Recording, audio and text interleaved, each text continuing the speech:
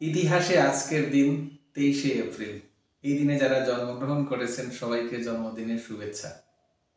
1616 খ্রিস্টাব্দে কবি ও নাট্যকার উইলিয়াম শেক্সপিয়ার প্রয়াত হন। 1858 খ্রিস্টাব্দে নোবেলজয়ী ও কোয়ান্টাম তত্ত্বের প্রবক্তা ম্যাক্স প্ল্যাঙ্ক জন্মগ্রহণ করেন। 1850 খ্রিস্টাব্দে ব্রিটিশ কবি উইলিয়াম ওয়ার্ডসওয়ার্থ প্রয়াত হন। 1923 খ্রিস্টাব্দে প্রখ্যাত ঐতিহাসিক, শিক্ষাবিদ, লেখক সর্বপল্লী গোপালন জন্মগ্রহণ করেন। 1940 খ্রিস্টাব্দে চলমান অভিধান অমূল্যচরণ বিদ্যাভূষণ ঘোষ মজুমদার প্রয়াত হন। 1968 খ্রিস্টাব্দে শাস্ত্রীয় সঙ্গীত বড়ে গোলাম আলী খাঁ প্রয়াত হন। 1992 খ্রিস্টাব্দে চলচ্চিত্র পরিচালক সত্যজিৎ রায় প্রয়াত হন।